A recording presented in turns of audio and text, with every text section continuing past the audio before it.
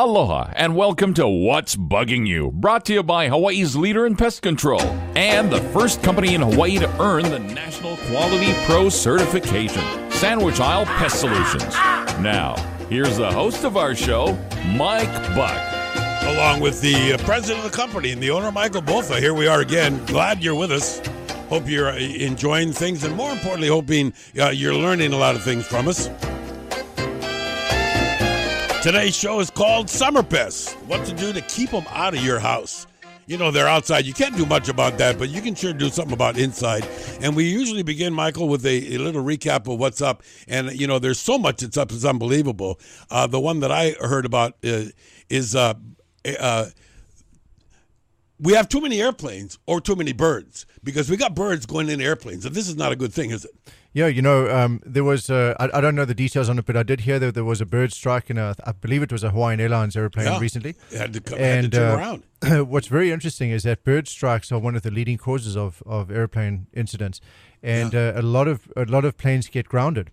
In fact, out at Midway Atoll. You know, I was going to say, let's talk about one of our favorite places, Midway, because they have those Goonie birds, right? That's right. And they're big. They're huge. Yeah. They have a wingspan of close to 7 feet. Oh. It's actually the Laysan albatross, but they have a variety of other birds too. Yeah. What they actually had to do before an airplane lands there, they have to get the fire engines and run up and down the runways to scare the birds off. Because they're actually an endangered species, so they can't just kill them or do something to control them. So, but they had when I was there the one time, they actually had an airstrike on a plane that came in, a military plane. And that plane was grounded for a few months because they had no way of getting parts out there to ship it on a barge. You know, generally speaking, they don't get up too high in the air, the altitude. However, in the early stages of takeoff or landing, they hit that. They can cause major damage to an airplane. Yeah, I think the worst damage is when they're taking off. So they're laden with fuel and they take off, and a bird will fly in front of the engine and get sucked in. And so the engine hiccups and spits out bird parts. In fact, the plane that landed in the Hudson, that was a result of Canadian geese. That's right. And in fact, there's a very interesting fellow who we met in Canada, and he is a falconer, and he actually has falcons that are trained to protect airports. And so we're actually looking at getting a falcon for bird control here. To chase the birds away. Not for airports, but what we're going to use him for is pigeon control in highly sensitive environments. We've talked about that a lot. And, you know, one of the things that we try to do on the program, gang, is to keep you up to speed of what's going on. And one of the things that we're going to talk about today is all of a sudden, Michael, you say you've noticed an uptick in rodent calls. Why is that? Is that going into the summer? I mean, is there any reason to know this, or is there just too many of them now? You know, I've noticed there's a lot of fruits on the ground. Mm-hmm. And one of the primary, I think that's what's driving the rodent population presently. So right now there's a lot of fruit. There's mango. I was going to say, big year for mangoes this year. Yeah, and avocados. Lychees. Yeah. And so, you know, there's a lot of fruit on the ground. And I think when there's a lot of available food, rodents and most other pests quickly take advantage of that situation, and then there's more of them around. But what's interesting is we track our leads every single day, and we notice a huge increase in rodents over the last week or so. Any particular part of the island, or pretty much across? In fact, not just this island, but across the state. And the primary rodent is roof rats. So there's two rodents that we hear a lot about, and the roof rats and house mice.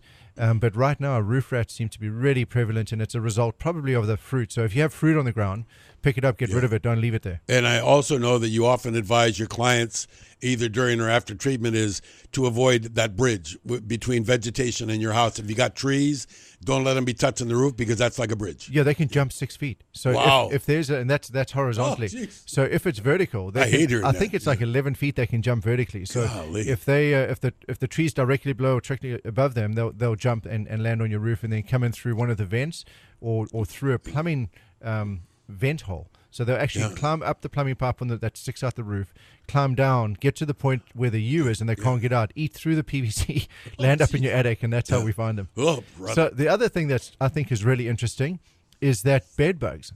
Now, bed bugs 3 weeks ago were top of the list. Every call was a bed bug call. Yeah. Last week, bed bugs took a huge dive. We didn't get calls from any of the normal areas. So we have residential, we have low income, we have hotels, motels, restaurants, and bed bugs just seem to disappear last week. I'm not sure even though you said on the last show they're an equal opportunity pest. Right. It's not an economic socio. It's if you get them, you get them. That's right. Well, that's, I guess, knock on wood, that's a good news for change. Well, you never know.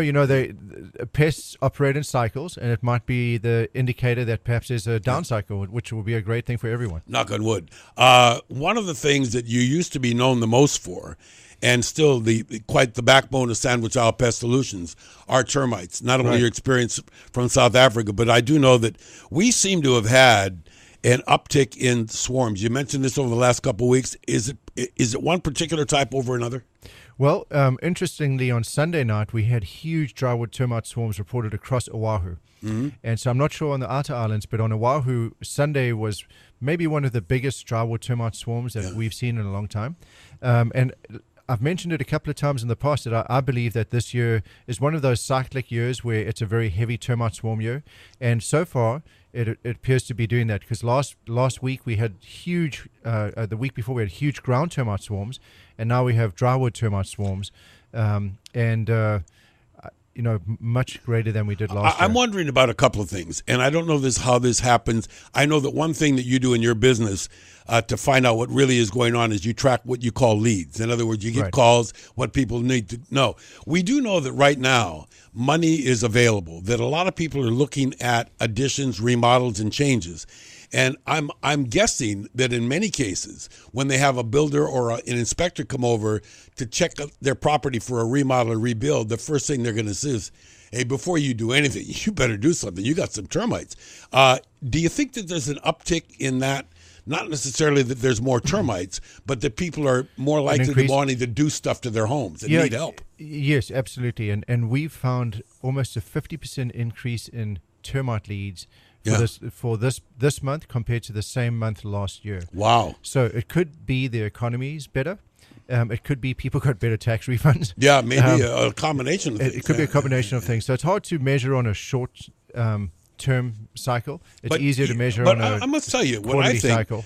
What I think in relationship to some of the other things we do is, the availability of funds and at the proper interest rate makes a lot of people aware of their homes all of a sudden. Well, I want to do something. That's it. If you don't get a loan right now to either purchase a home or to refinance your home or get an equity loan, you may never ever get such low interest rates again in your lifetime. So the interest rates now are so low. I mean, the 3%, 2.5%, it's crazy. So but what about Michael, what about this? The key that you've always offered me, and by the way, Michael and I have got a couple of decade relationship now. I mean, we really know each other, and he's been such a viable sponsor of all of our programs.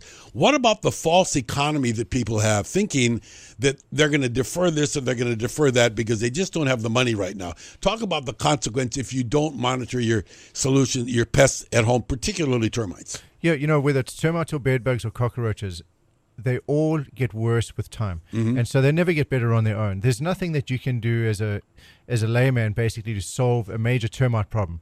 And what we find is the absolute worst termite damage situations we found are where people try to take care of it on their own. Mm-hmm. In most cases, companies offer a free estimate. So you get an experienced termite expert to come out and evaluate your situation. In many cases, it's free. Yeah. If you want to get a termite inspection report, they run probably $300. But quite honestly, if you were going to do that every single year, it would pay for itself, because termites, subterranean termites cause 4 pounds of wood damage a day. That's their potential.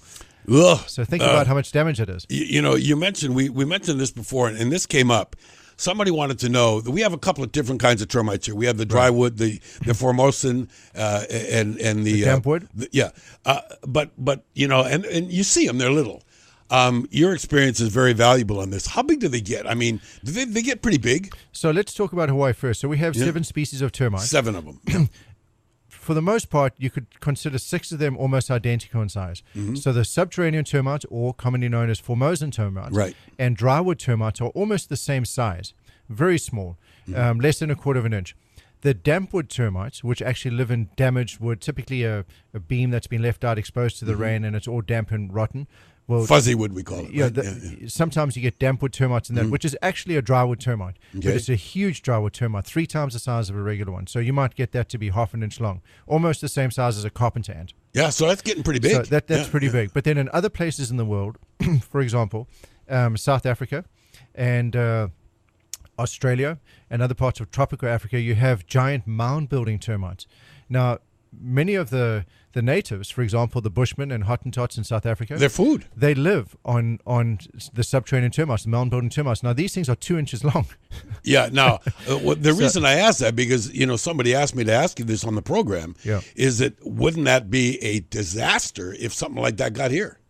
It would be an absolute disaster. Yeah. Although the truth is, they're quite easily to control, because what you do is see them. You can see this giant 15-foot mound. Oh my goodness! And you come into this sledgehammer. So this is what we used to do. You come into the sledgehammer, you break it down until you find the main gallery, which is normally 12 inches wide. You get the hose from the truck, just stick it straight in, and fill up the gallery with when they're that big, Michael, can they bite you? Can they hurt a human? They can bite. Yeah.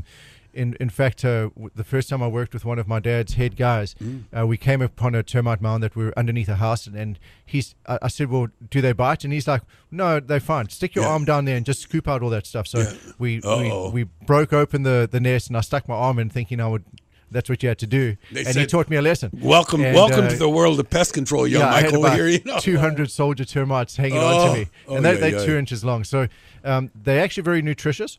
And there is a movement for people to try and find insects as a type of food that we could use. Well, we've heard of the chocolate coated cockroaches and all of the kind of stuff. But you go to some foreign countries, like you've watched Anthony Bourdain and stuff, and they eat some weird stuff, man. I know, it's pretty disgusting. But the termites, I've eaten them, are not that bad. In Army, we had to learn how to eat them as part of our survival, and they're basically very fatty, taste like butter. Yeah.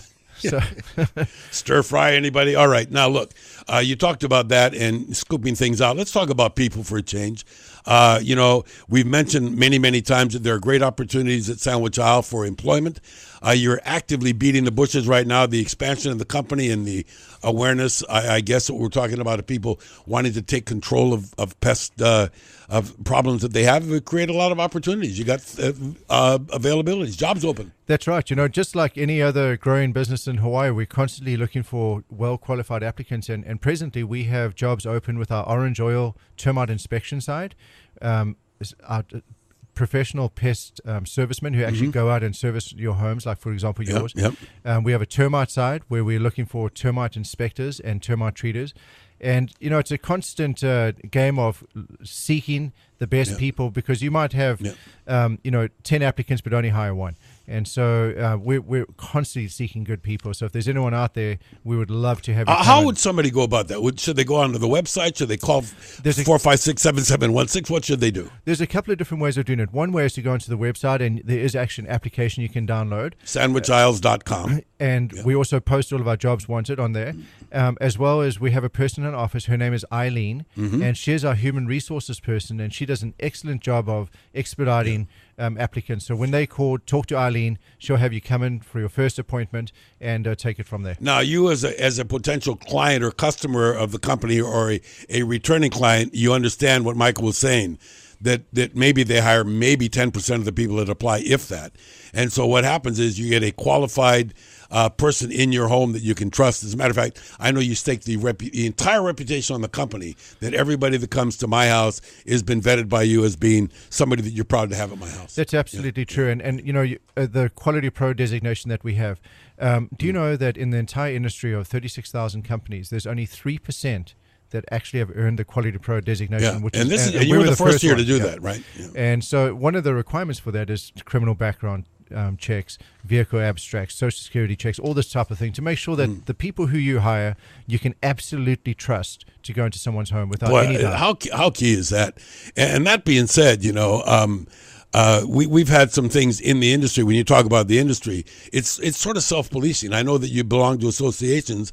There's good, the bad, and the ugly, and there's some really good things going around right now. Talk about the latest news from Dow. There's new science in the business. So Dow AgroSciences is the fantastic company that actually developed the first termite bait. Centricon, which you have at your home. Right, in the home. They also are one of the largest pesticide manufacturers, and they own a division, which is their fumigant division, which manufactures sulfurofluoride, which is used for tenting homes. So the common name for that gas is Vicane gas.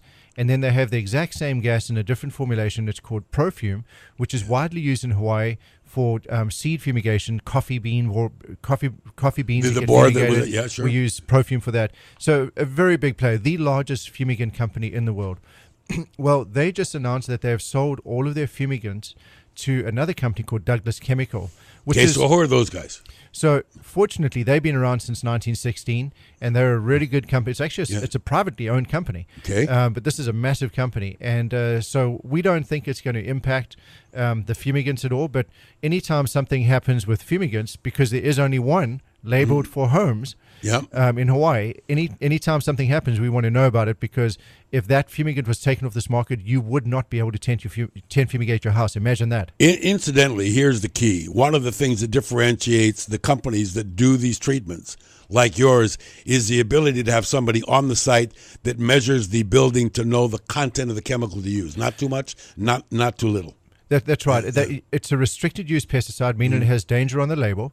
And a restricted use pesticide means that you need a certified applicator's license in order to apply it.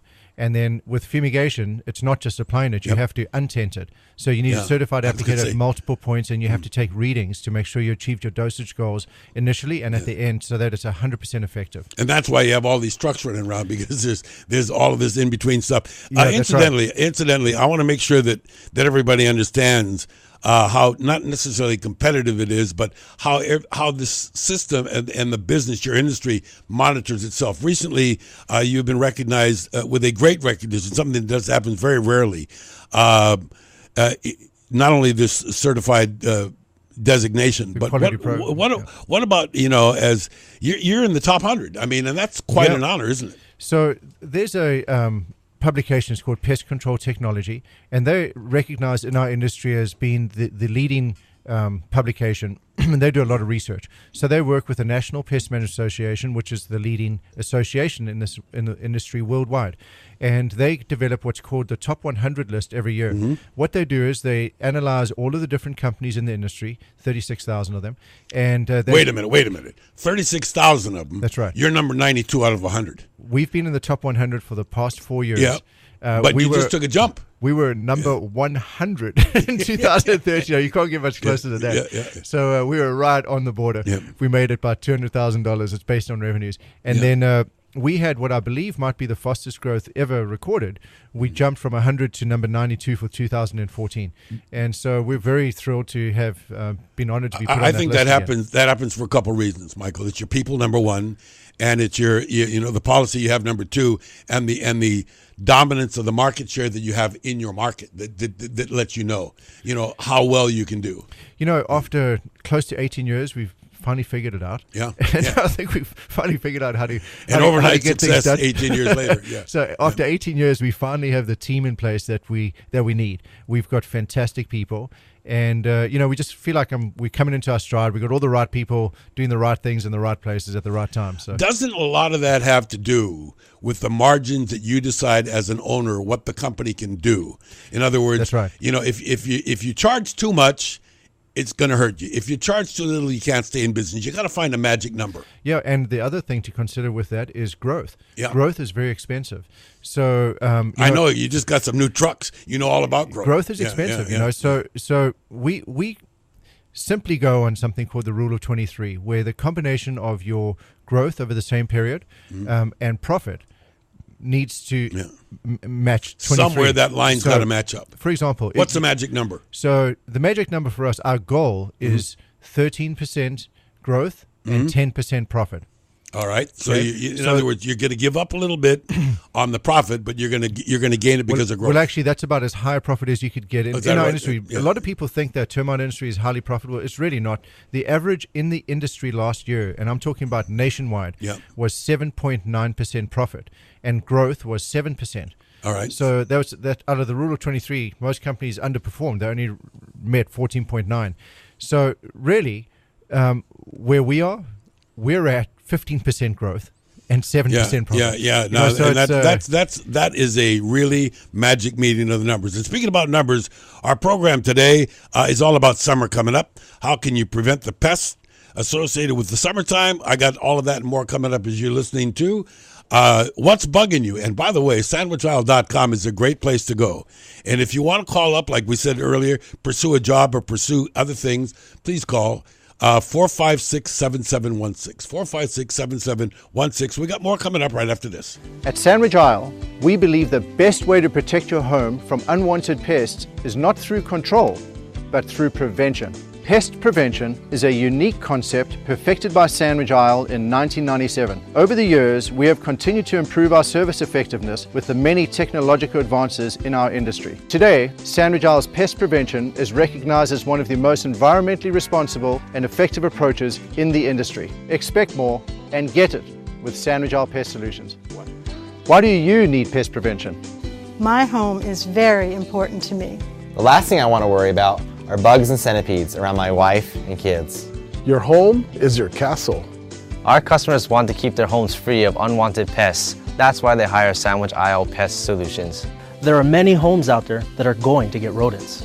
We used to live in fear of centipedes and roaches. You need to protect your house, and Sandwich Isle protects ours. That's Sandwich Isle Pest Solutions. Expect more and get it. And that's a guarantee, as they say. All right, now, we try to make this program interesting. That's why it's called What's Bugging You, and it is the full spectrum from little tiny ants to huge feral pigs.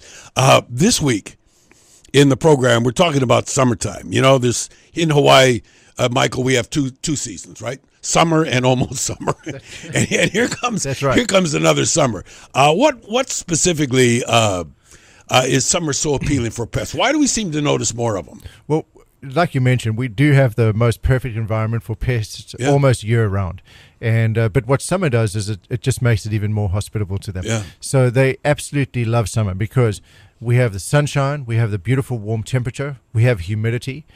Sometimes it's not as much breeze, so that especially cockroaches, they absolutely love humidity. The more humid, the quicker they can breed. Right? Yeah, they love. That's why you find them in sewers and drains and commercial kitchens and behind your kitchen cabinet where it's damp, warm, and moist. They just love that. Hey, I got to tell you something. I had this experience this week. I meant to tell you before we got on the air, where we had to shut off the water to the house. Oh man! You know, because doing a little job. We only had to shut it off for 15 minutes.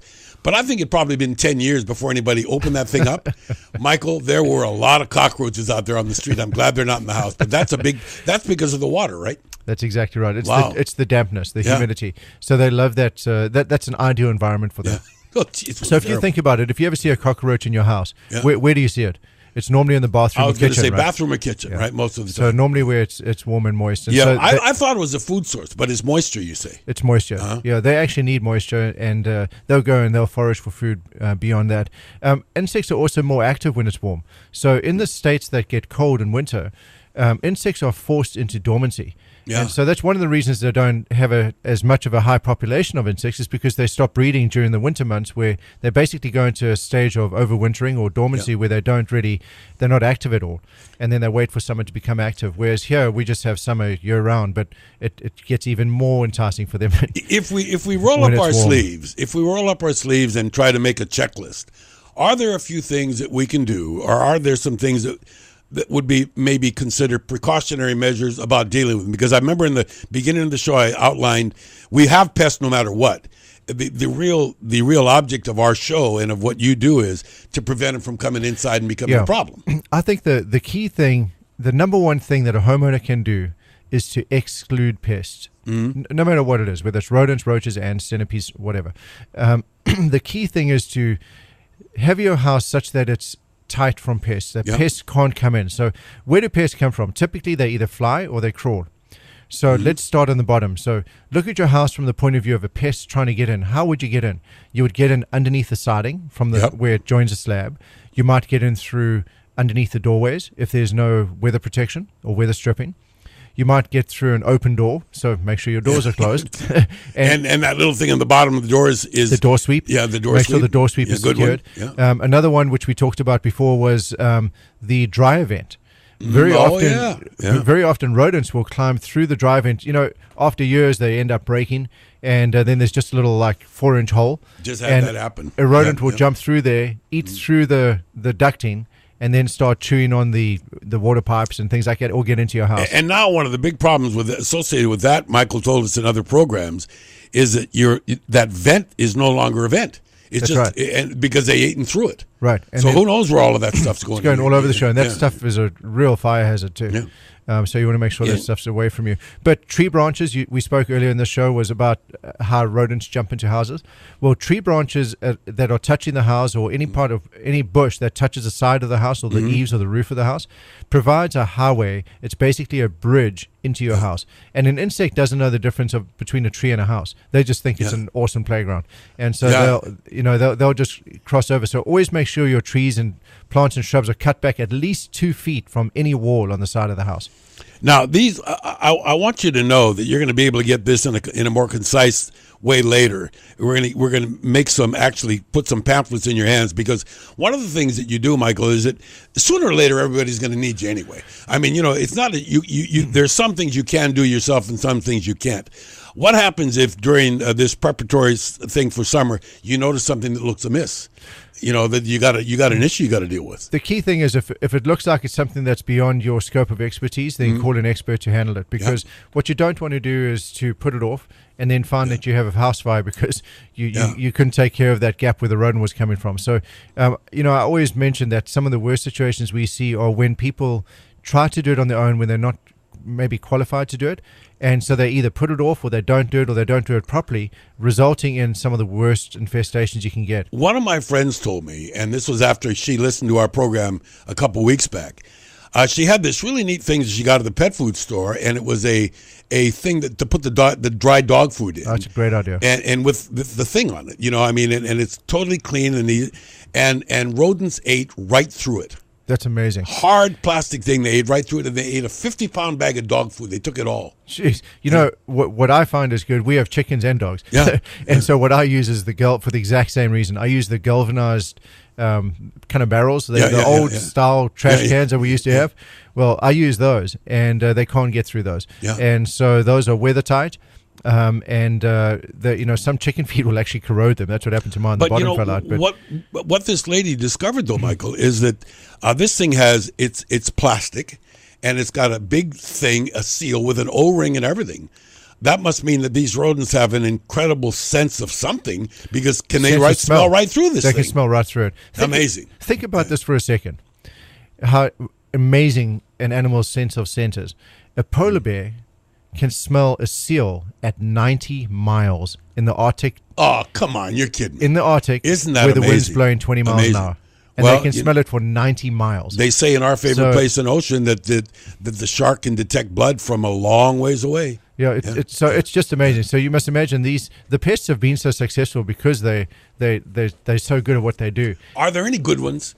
I had another question, and this one was, what about geckos? And, I have mixed information about geckos or Jackson chameleons or these other things, because aren't they insect-eating machines? Well, I have this debate all the time with my wife, because I hate the geckos, and she loves them. Yeah. So not the Geico gecko, but actually, real whilst geckos. on the subject of geckos, I don't know if you've noticed, but the Madagascars are pretty much taking over. Yeah, what's with that, by the way? Madagascars were introduced, and they seem to outcompete geckos. So, just in my small circle of influence in my house, I keep an eye on the geckos because I don't like them. But I've noticed that they've all moved out, and we don't have a single gecko. But inside the house, all we have is Madagascars now. Those, green, orange, they're beautiful. Right. Yeah. Anyway, so those are all over the show. But they definitely eat insects. There's no doubt about it, and they're great. In termite swarms, they'll go up to a light and they'll just catch every termite they can. I was going to ask you about that. In other words, termites do have in Hawaii some predators. There's some things that eat termites. And geckos are great predators of them. So are centipedes. Cockroaches will eat them. But in terms of geckos, I don't think that they earn their keep. I don't think it'd be worthwhile allowing them to live because they're going to do pest control. Okay. I don't think that that's the case. I think that there are definitely good insects and creatures out there. For example, ladybugs. Yeah. You talk about them. We haven't not talked about them on the program yet. Ladybugs. Yeah, so ladybugs eat the aphids, and so they're good for plant health outside. And of course, you have bees. Bees, which are pollinators. Boy, they right now we've got that terrible problem with the varroa mite, which is killing a lot of the bees off across the country. Internationally, pretty much everywhere. Yeah. And so there was some talk on there being certain active ingredients in pesticides or herbicides used that were the nicotineals that were causing the bees to die off. And maybe to a certain degree that was the case. What I really believe is the case, based on my research, is it's the varroa mite, and that's become a really, really big problem. And that's being said, we often talk about my friends down in New Zealand at Nature Bee. A lot of the bees in New Zealand, where there are fewer varroa mites than in other places on the planet, are being shipped out to help pollinate and help and repatriate, because we have a real issue. This is international, isn't it? Yeah, and bees are critical for agriculture because they pollinate the plants. And so without pollination, that process doesn't happen. So you have to have bees to do that. And so it's a tremendous, could be a tremendous impact to agriculture. I don't know if people that are listening to the show understand what Sandwich Isle Pest Solutions is involved in. The scope and the breadth is a little bit larger than the typical things that we talk about normally are cockroaches, termites, certainly bed bugs. But, we talk about some of the things that you do in gardens. Sometimes somebody gets a garden that is so infested with stuff. You mentioned aphids. What are they and what do they do? What's no good about them? Okay.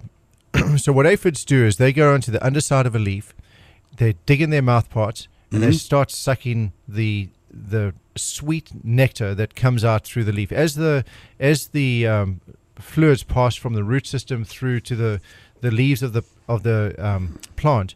There's a certain amount of pressure that develops, and they sink their mouth parts into the leaves, and the pressure of the plant will force that into their gut, and then they'll sit there and eat that. Then what they do is they're lazy, so they don't take their mouth parts out. When they've got their fill, they'll just bypass it and they just poop it straight out. Okay. Wow. Okay. Oh. So that leaves sooty mold. So you've ever seen that black mold on the plants? Sure. Well, that's caused by that. Then you have ants that come in because they farm the aphids. They like to move them around to get that honeydew themselves. So the aphids cause problems for the plant by doing that. They can transfer diseases and whatnot. I noticed a lot of gardenia and some of the carnation and other beautiful flower plants have that brown or black looking dust on them. Exactly. That's what you're talking hibiscus, about. Hibiscus. It's really a big problem. So like yellow hibiscus, they seem to really like. What about, somebody said too, what about when you have plants? And I know that I was watching one of your commercials on television, which, by the way, the latest batch of Sandwich Isle commercials, gang, with these real testimonials are really good. And you really ought to pay attention to them when you see them, because I know how proud you are of doing those things, Michael. But sometimes you take a nice plant and all of a sudden you see all of these holes in the leaves. Yeah. And people say, well, what's that? So there's a few different things. So talking about aphids, go back to aphids for a second. They're on the bottom of the leaf, right? Aphids on the bottom, but they cause damage to the leaves. Okay. Then you have whitefly. Yep. And you have mealybugs. Whitefly looks just like dust, doesn't it? You basically walk past, you see a little cloud of tiny little flies take off. So they feed on the underside of leaves or on the top sides too. Mealybugs, the same thing. They all cause problems with the leaves. They feed on the leaves, causing the leaves to die off or to be striated. Then you have plant-eating insects like the Japanese beetle, for example. They'll come and they eat giant circles in a and that's really easy to see. And then all that's left is the veins of the leaf. So you have those, and there's a variety of other plant-eating insects that are fairly rare. You might be in a forest area and they'll see this oasis of a garden that you have where there's water and plants, and they'll come in and they'll eat all the soft leaves, and they'll do it at night. In the daytime they're not there. Wow. So, go back for one moment, if you will, because I do know that probably a lot of people lit up when we talked about these beautiful flower plants that have this mold on them. Is that treatable? Is that something should that plant be removed from other plants, or can you deal with it? The mold is actually, as far as I can tell, does not affect the plant. Okay. You can wipe it off. So what I found to be the most effective way of treating these things is there's a variety of different things you can do, topical applications to the plants. All right. So there's a variety of insecticides that you can spray on top of the plant, including fine oils. If you just mix, you could use soap too. There's various types of surfactants that you can spray over that actually suffocate them. Same thing with oils. You can just spray it with a fine oil, and it'll actually suffocate them, and they'll die off. All right. And then you can get a jet of water from a hose and spray real hard on those sooty mold covered leaves, and it'll blow right off once it's dried. It's amazing because one guy, a friend of mine who has a gardener, says, you know what you got to do when you see that? You have to really prune that thing way back for whitefly. Yeah, you get it way off, then treat it, and monitor it, because it seems to jump from one plant to another. Pretty soon your whole garden's infected. So that's a very good point. So if you have mealybugs, whitefly, and scale, say, all in your plumeria bush, one of the best things to do is to cut it and get it off your property. Don't throw it in your mulch pile, because they're going to reinfest everything else in your yard. So get that off your property, because physical removal is one of the best types of pest management. You know, we do all kinds of pest management. Physical removal is probably the best. We use vacuums to pick up roaches and bedbugs, for example, in our roach and bedbug treatments. But that's a great way of doing it. But what I find to be the most effective method is what's called a root drench. And what you do is you apply a systemic insecticide to the root area of a plant and allow the root to take it up into the stem of the plant and into the leaves, so that if anything feeds on it, it'll die. And so systemics don't work overnight. I was going to say that it sounds like something like I haven't gotten. That's patience. So you got to be patient. What you got to do is you got to have a program and do it quarterly. And so where we do this in areas where there were huge problems before, on a quarterly cycle, it's super effective. You won't have any problems. And so you couple that with a quarterly topical application, and that'll take care of any of these plant insects. Michael, are there some people, first of all, when we talk about commercial guys and farmers and you know, agriculture people, they know what to do. They do these studies and everything else. But more and more of us are trying to plant stuff or have stuff in our yards that we can eat or that we can share. And I'm guessing that as a result of that, if you don't really learn what you're doing, you're inviting a whole new category of pests into your home. Yeah, you know, I think it's usually the mulch pile that creates the biggest problem, or where people try to make their own fertilizer and they throw all the old food scraps. Have you noticed all these things you can buy now at the garden stores? These big things. Buy this thing, put all your stuff in there. So what we find is it's a hotel. Often when there's a new rodent, so we might have a pest control customer that doesn't have rodent control, and they'll of course say, "Man, we just got rats everywhere." Yeah. And you'll find that maybe they're nesting in that area, and so and you know, if they're on the ground, it's a great place for centipedes and cockroaches and a whole host of insects to live. So just if you do decide to go that route, that's fine. But position that such that it's not up against your house. Make it as far away from your house as possible, so the crawling insects don't get in the house. And you know, it's not as though most of us have an abundance of acreage. I mean, you know, if somebody has a 10,000 square foot lot, now that's a pretty big lot. Yeah. And, you know, I know that there are places in the country that are huge and everything, but almost all of us want to try to do something neat within the confines of being right next to our neighbor. Or what about this, Michael, when you have a neighbor that has a lot of that going on, and stuff's all coming to your yard? Well, here's the biggest problem in that scenario is the crawling insects aren't so much a problem as the flying insects. So flies. And a lot of pets, a lot of dogs in the yard, a lot of poop in the yard, a lot of flies. Well, like in those mulch pit scenarios as well, where people are throwing food scraps in there, flies breed in that stuff. And so now you've got one of the fastest breeding insects, and they're right next to you, and you can't do anything about it. So the way you control a fly infestation is not by shooting them out of the sky as they're coming towards you.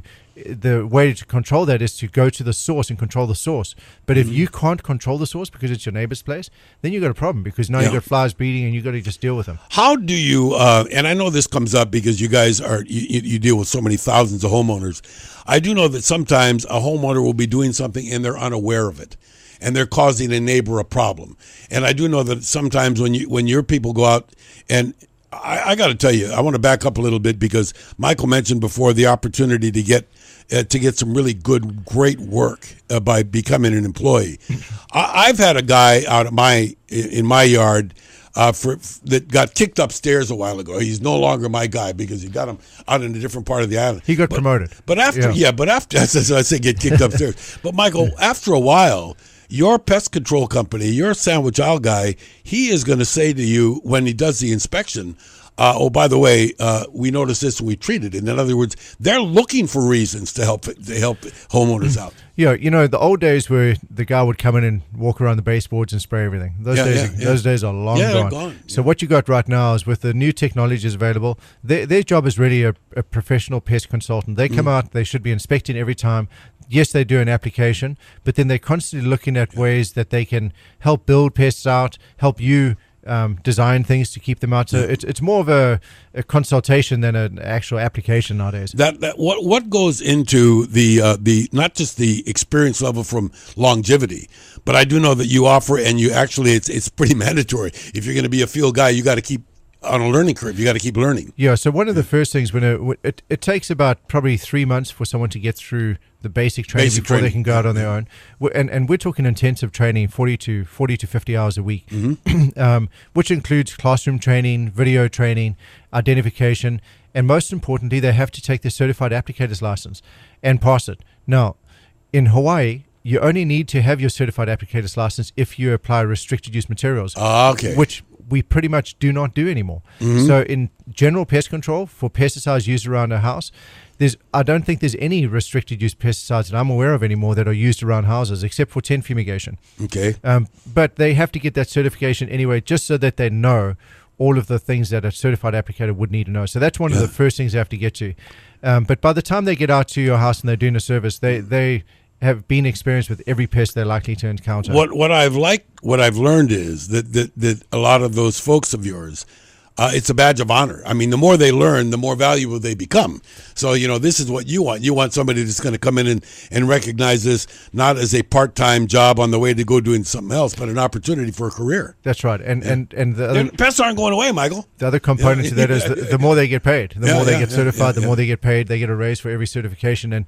And the key thing is our pest control technicians, for example, are paid a base salary, but then they're also paid a couple of bonuses. Sure. One on productivity, so try and be as efficient as possible. Another one on customer service reviews. So we send out all kinds of reviews all the time, and if positive reviews earn you a bonus, negative ones don't. Cancellations or allowances where somebody says, well, I went out to the job, but I was stuck in traffic, so I couldn't get it done. Well, that's what we call an allowance. Yeah. And a cancellation is if someone says, man, I never want to see that guy again. That's a cancellation. That's really bad. Hey, by the way, let me tell you what I like. I like the report that I get. I like the document that somebody leaves me. Okay, we came here to do your Centricon. We did this. We did an ant treatment here. We did a this, that, there. Keep an eye on this. You might want to have this looked at. Yeah, there's two lines with that. We have some people that say, we don't want the report, just email it to us. No, I got to have it. I want to see it. And then other people prefer like what you do. Personally, I prefer the same thing as you. Yeah. I'm not at home when the guys do my house. Yeah. And I like to see it because I got too much email, man. I don't have time to check a service report sent to me by email. There's something comforting about a piece of paper because that meant the guy that filled it out was there. And when I was saying that before, this guy Homer that did my yard for years, he actually knew probably more about my yard than I did. I mean, that's because that was his playground. I mean, that's where he works. Yeah. That's where he works. Well, one of the key things is moving on with the new technologies available. All of our technicians use handheld computers. So we barcode scan all of the devices, whether it's a fly light or a rodent station, you name it. Yeah. They all have barcodes. So what we do is every time they go out there, they have to scan them in. Otherwise, when they try to complete their appointment on their handheld, it won't. Not going to happen. Yeah. So that question of whether they were there or not. Yeah. The barcodes, and then the other part of that is every single vehicle is GPS. By the way, enabled. It used to be back in the days if you were a watchman, you'd have to go around and take a thing and stick it in that clock. Right? Yeah, exactly. And now it's all automatic. So now it's all we know where barcodes, and now we have active GPS on every vehicle. Yeah. So if there's ever a question a customer has, well, did the guy actually show up at this time? We can pull up the GPS records and show him parked in the driveway exactly where he parked, 15 feet from where he was at the exact time. Yeah, and you know what? I think that for the greater number of rather than not, that they're also proud of that too. They know that the monitoring system is going to effectively make them a better worker. Yeah, initially I think just like anyone, they think Big Brother, right? Exactly. Everyone's like, man, what do you mean you're putting GPS in our vehicles? Yeah. Well, we did this going back 7-8 years ago. Yeah. And we actually did it as a result of a vehicle being stolen and being involved in a hit-and-run accident. And we took the hit for it. We were actually we had to settle with the person because we owned the company car. And after that, I was like, I'm never going to deal with that again because we couldn't track it down. The police couldn't find it, but it was involved in a hit and run. and it wasn't one of our employees. It was a stolen vehicle. And anyway, so we decided we're going to put active GPS in every vehicle the day we get it. And so before it's issued to anyone, it gets all the backup alarms and sensors, which are pretty annoying to people, I guess. But, it's safe, right? It's a necessary thing. We get the GPS put in them. But, at first the guys didn't like them, but now they do, because there's no question as to what time they were at the job. I was going to say, it actually probably helps them explain how things are going to the point. We're going to talk about this in a minute. But you have actually reprogrammed the way your people work to go around this horrendous traffic situation we have, particularly on Oahu, where maybe they don't have to drive as many miles as they used to, because your people are actually going out in the field to meet them. Yeah, geographic optimization is the key. Wow. With this traffic, it's just ridiculous. Who had ever heard of that before, geographic optimization? I know, we're supposed to just kill and now you got to do it, right? Hey, listen, when we come back, we're going to face the harsh reality here on What's Bugging You on You Got 'em, and now how do you decide how to treat them? And I want you to remember to go to sandwichaisle.com for any question you have and check it out. And particularly if you're looking for that opportunity to get you or somebody else employed in a great opportunity by calling 456-7716. We got more for you right after this. Why do you need pest prevention? My home is very important to me. The last thing I want to worry about are bugs and centipedes around my wife and kids. Your home is your castle. Our customers want to keep their homes free of unwanted pests. That's why they hire Sandwich Isle Pest Solutions. There are many homes out there that are going to get rodents. We used to live in fear of centipedes and roaches. You need to protect your house, and Sandwich Isle protects ours. That's Sandwich Isle Pest Solutions. Expect more and get it. At Sandwich Isle, we believe the best way to protect your home from unwanted pests is not through control, but through prevention. Pest prevention is a unique concept perfected by Sandwich Isle in 1997. Over the years, we have continued to improve our service effectiveness with the many technological advances in our industry. Today, Sandwich Isle's pest prevention is recognized as one of the most environmentally responsible and effective approaches in the industry. Expect more and get it with Sandwich Isle Pest Solutions. Okay, now when it comes to getting it, that's what we're going to do in this section of the program, because we have determined, okay, I know I have termites. I saw the fresh that Michael told me about. I saw the droppings. There's this big swarm. I can see activity. So I know I have to deal with them, but there are options, and there are some new ones. And so I guess, Michael, depending on what kind of roof I have and all kinds of other variables, you are going to design the best way to deal with my issue. That's correct, Mike, and that's a very common question people have. And so what you laid out in that scenario is really a drywood termite situation where someone's wondering, well, do I have to tent my house? And nobody wants to tent a house. Look, we're the biggest tent fumigation company, but I'll tell you, when it's time to tent my house, I have to fight with my wife to get that scheduled, because it's a big pain in the butt. But Michael, I want to make sure that people understand the reason why tenting is because it's a tried and true process of elimination. 100% effective. Yeah, it works because of the nature of what it is. You cover the entire property, you put in the right amount of chemicals, and you kill everything. That's exactly right, Mike. And the key thing is, you said there, the right amount of chemicals. And so when you're choosing a pest control company to do your tent fumigation, ask them, are they monitoring the fumigant? Because if they're not monitoring the fumigant, they're guessing. Simple as that. Because unless you know what you put in and what you need at the end and measure what you get at the end, you don't know what you actually achieved. And so you have to know what the dosage is throughout the fumigation. And that's one of the key things that differentiates us from any other fumigation company, which is one of the reasons why we've grown so much. But fumigation is a fantastic solution. It works 100% of the time. The problem is that not all houses can or should be fumigated. Sure. For example, Spanish tile roof houses with weak Spanish tile, that might cost $40 a tile. Houses completely covered in solar panels. I was going to say, we have this burgeoning industry now. This photovoltaic makes total sense. Everybody's got to look at it, but it does create some problems. Yeah, because the process of fumigation, you can imagine you put these 40-foot by 60-foot heavy tarpaulins. They weigh about 200 pounds. Over the house. Well, these tarpaulins have to be joined, and what you do is you lay them out on the roof, and then you walk along the seams and you join them all up.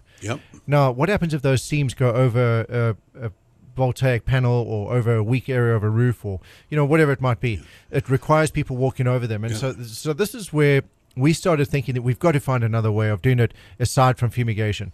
Not only is there the tent, but you also have guys up there. I mean, the problem is that the tent's really huge, and per square foot, it's not very heavy. But when you take a whole big thing up there, it's pretty heavy, isn't it? Well, with the new Hawaii OSHA rules, you have to have 4 men on a fumigation crew, and which means 2 men on a roof at any given time. Yep. And so they've got tie-down ropes, they've got the ropes that secure them, they're walking around, pulling equipment around. And so sometimes it can be hard on the roof. So generally speaking, people with fragile roofs, we try to recommend them, look, take a look at all your options before you decide on fumigation. It might be a landscaping issue too, where there's extensive, very valuable landscaping that might be damaged by the gas when you untent. So even though it's as terrific as we say it is, the good news is that you don't have to do it all the time anymore. Well, finally there's an option. So we had our borate option for many, many years, but we just finally improved it by a new program which we call our Orange Oil Plus program, which basically took the best of our borate program, which was an alternative to tent fumigation, a full structure treatment, and we added orange oil. So this orange oil is fantastic. I was on the fence with it for the longest time. I wanted to see that it was proven. So I kept my tabs on it for a number of years, spoke to the operators that were using it in California. We actually sent out our head fumigation manager to California to get trained and actually work with an orange oil company. Okay. So he went and worked with them. He came back and I said, okay, well, let's do a few jobs and let's see how it works. And I was absolutely blown away. So orange oil basically is 95% D-limonene, which is a product that's used, in fact, it can be a food grade product. The product we use is a registered product, so it's not food grade. But basically, it's derived from orange peels and citrus peels that have been steam distilled, and then you get this very, very high grade oil. Yeah, so it's actually a liquid. It's an oil, and typically, we already know how the tent works. You put the tent over the house, and your guys are in there with the proper chemicals and releases his chemicals, and it's sealed in. How is this stuff applied, and how does it work? So the key difference is in a fumigation, you let the fumigant do all the work. Right. In this particular case, you let the inspector do all the work. So the key thing is you have to identify every infestation and treat every infestation with the orange oil. So you really got to know what you're doing. And then you use the borate to treat all the other areas. So, for example, the attic. If you treat an attic with a borate, you'll never have a termite in there again. Ever. Yeah. And by the way, the good news about this borate is it sticks around a while. Forever. Yeah. The life of the wood. A while is a while. So the life of the wood. So because basically the borate is an inorganic compound. It's a ground up rock, basically. If typically speaking, Michael, you do this every time you fumigate. In other words, if I orange oil every year or 10 every 10 years or whatever it is, every time you're going to do that, even though there was residual from before, you still give it another dose. This is something that you do electively. Yeah, so we actually dust we dust with borate on every single attic that we do on our fumigation, just because we don't want to have a service call. We know that fumigants don't leave a residue, and the dust will, and we won't have anyone call us back and say it didn't work. And so, yes, we do it for free because of that. But on the orange oil side, it's part of the program. And the good thing about orange oil plus our program, you only do it once. And then you have an annual renewal. We come out and inspect it every year, but you don't have to go through it again. You don't have to move out. You don't have to package all your foods. You don't have to worry about your roof being damaged. You don't have to worry about plants being damaged, pets being moved, nothing. It's an awesome system. Okay, so let's cut right to the chase. People that want to know this, how can homeowners right this minute find out more about the pests that we've been talking about today and your services? The quickest way is to call our number, 456-7716, or go to our website, sandwichile.com, look under termites, and then click on orange oil. I love that, 456-7716. I memorized it years ago, so it's not that hard for me. But what about, every now and again we have, by the way, or the parting shot. What's our parting shot for this week? What's my takeaway? What's my parting message? Well, I think the key thing is summer's upon us. Yep. You need to take action and walk around your property as soon as you can. Maybe this weekend would be a good time to do it. Walk around your property. Try to identify any weak links in that chain and fix them. Yeah, and by the way, fixing them a lot is knowing who to call when you need it. And the reason why you see these trucks, Sandwich Isle Pest Solution trucks running all over the island is because thousands and thousands of us have already figured it out, and it's your turn next. Michael, I want to thank you for as we do all the time for doing this program and for making sure that people know. You often say there's two types of houses, right? That's right. And what are they? What are those two types? There's houses that have termites and houses that will get termites. Simple as that. Even though we talk about a lot of other pesties and a lot of other problems, folks, the bottom line is you got to know what your limitations are, and you got to know who to call. And we hope it's Sandwich Isle Pest Solutions. That's who we want you to call. Okay, so that being said, we'll see you next time. Tell everybody you know about us. Well, that's our show for today. Thanks for listening. We'll see you next time. And if something is bugging you, jump online and get debugged at sandwichisle.com. That's sandwichisle.com.